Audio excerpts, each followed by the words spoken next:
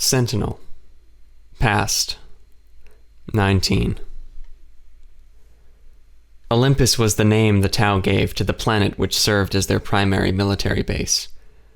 The planet was also home to the largest human settlement outside of Earth.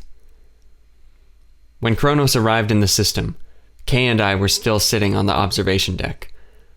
We emerged from slip space to see the green and blue planet and a large fleet of Tau ships.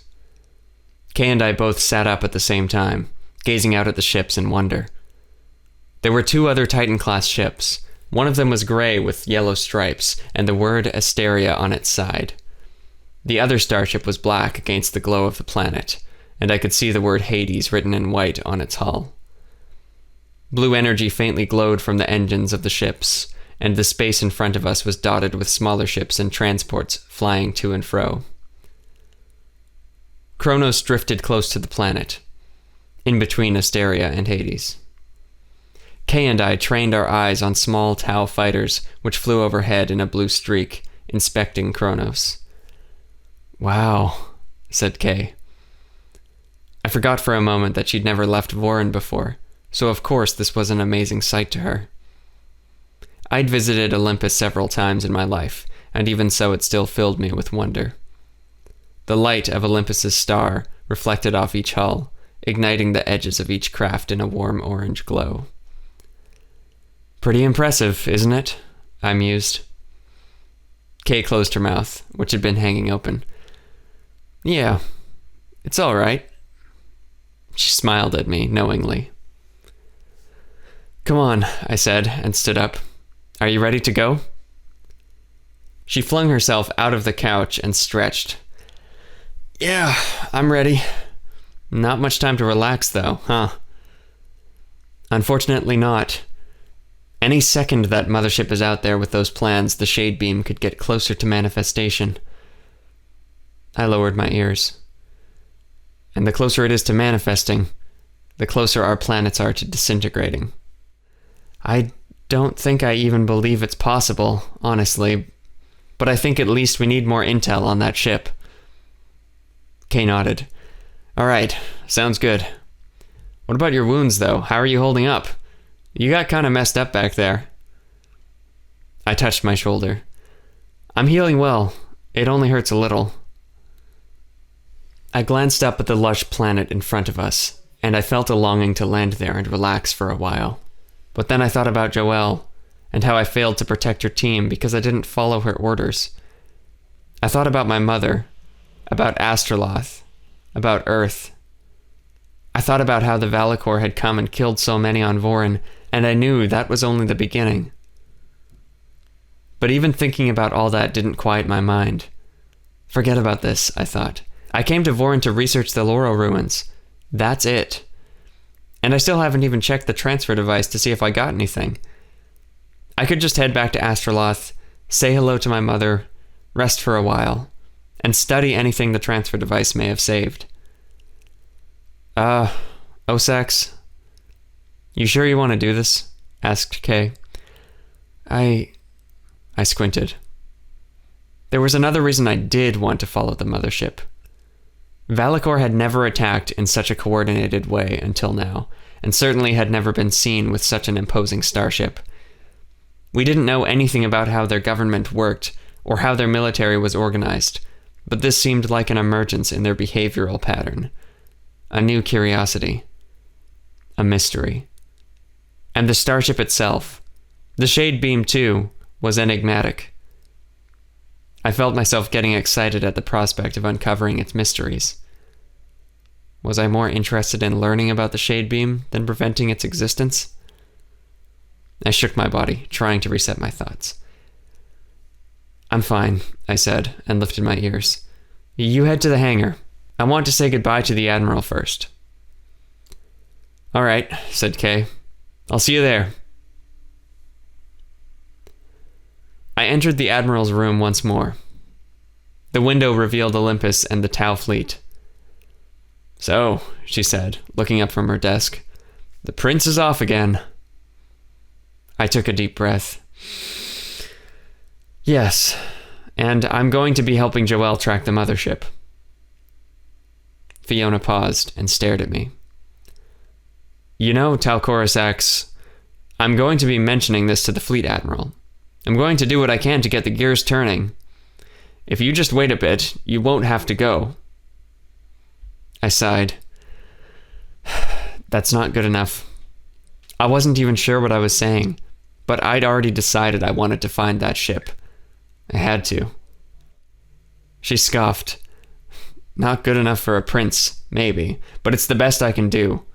I'm not sure how the higher-ups are going to deal with this, especially considering the conspiratorial nature of the base on Vorin. It's got a lot of mystery surrounding it. But there's a lot on the line if I push the Fleet Admiral too hard on this. She paused. To be honest, I'm worried. I'm worried they won't like that I learned about the Shade Beam. I remained silent, and after a brief moment, she continued. I just don't want you to get into any trouble, but I know that's exactly your plan. I shook my head. No, the plan is to prevent the Valakor from being able to do any more damage with that ship, or with the Shade Beam. Getting into trouble is avoidable. She sighed and stood up. I don't think so, but it's your decision. She reached out a hand to me. You can contact me anytime. I might not be able to do much, but I can try. I shook her hand. Thank you, Fiona. It was good to see you again. She had a grave expression. You too, Osax. Don't die. I turned to leave, but she called for me to wait. I forgot to ask. What is it? I don't mean to be rude, but where did that blue one come from? I tilted my head to the side. You mean Kay? Yeah, that's the one. Is she going with you? Yes, she is. So is Jonathan Wellsworth, a scientist. We're all going to help Joelle. Kay's a bioweapon, isn't she? I nodded slowly, my ears drooping. I still knew so little about her. She is, I said. She was found by the Tau, broken free from her restraints in a secret lab somewhere, and then brought to Vorin. The Admiral raised an eyebrow. Really? Where was she found? I don't know. Kay doesn't remember, and the director, who seemed to know more, is now dead.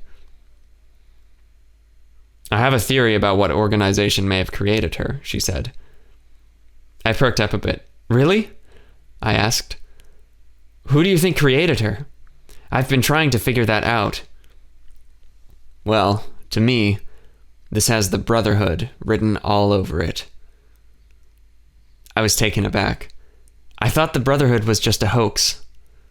Really? She asked, looking surprised. Well, it's true they're secretive, but unfortunately, they are also real. Not enough is known about them, except that they want to bring down the Tau, and they don't have a love of Skythers either, it seems. They're a group of human terrorists, right? They'd want you to think of themselves as revolutionaries, but they're brutal, violent, and cold. The Brotherhood is the epitome of the ends justify the means. Perhaps true in some cases, but not when you're killing innocent people. The few times we've had encounters with them, they've been outfitted with some special kinds of beige armor, often carrying spread-shot energy rifles equipped with molecular bayonets. My eyes widened. That sounds deadly. Where are they getting this equipment? If the town knew, we'd shut down the supply at the source. It's unlikely they're using conventional methods to acquire the gear. They have enough funds and resources to run research labs and experiment with bioweapons, which is why I thought they might be behind Kay. It's likely they've set up their own methods for manufacturing their gear. I said. I'd heard rumors about the Brotherhood over the past year or so, but hadn't realized they were actually real. A group of humans operating in secrecy with excessive resources, trying to bring down the Tau. I was not happy to hear that the rumors were true, especially not when the Valakor threat seemed to be more prominent now than ever with their new mothership. Well, thank you for the information. I should probably get going. Before you do, there's one more thing I wanted to say. And I hope I'm wrong about it. She looked at me with concern in her eyes. You're worried that Kay is a sleeper agent, aren't you? She exhaled. Yes, I'm worried about that. She put a hand on my shoulder. Keep an eye on her, all right? Especially if you notice anything strange happening with her. Immediately, I thought about her unexplained blackouts. I cleared my throat. I'll keep an eye on her. Thank you. I turned to leave, but my thoughts were dark. I didn't know what I'd do if Kay betrayed us, but so far I had no reason to think that would happen, right? The hangar was loud and busy, with many of the survivors from Vorin boarding dropships.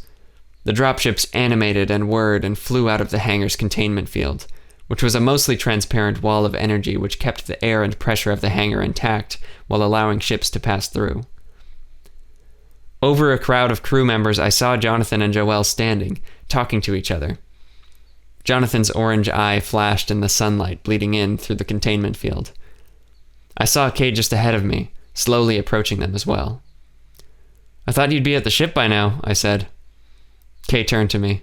Oh, hey. She rubbed her head. Guess I got a headache. Didn't quite feel like booking it down the halls. Fair enough, I said, and my thoughts spiraled, thinking about her mysterious condition yet again. We pushed through a crowd of people and made it up to Jonathan and Joelle. Kay, said Jonathan with a mischievous smirk, I'm glad you decided to come. Kay shrugged. Well, whatever. Jonathan raised an eyebrow at her and sized her up, but said nothing. Osax, thanks for offering to help. Joelle was looking up at me. She didn't look happy, but she didn't look angry either, which was good. I said, You're welcome, because I didn't know what else to say. Kay's eyes lit up. Holy crap, that's your ship?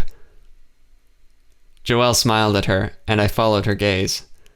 Several meters away, docked on the floor of the hangar, was a black gunship.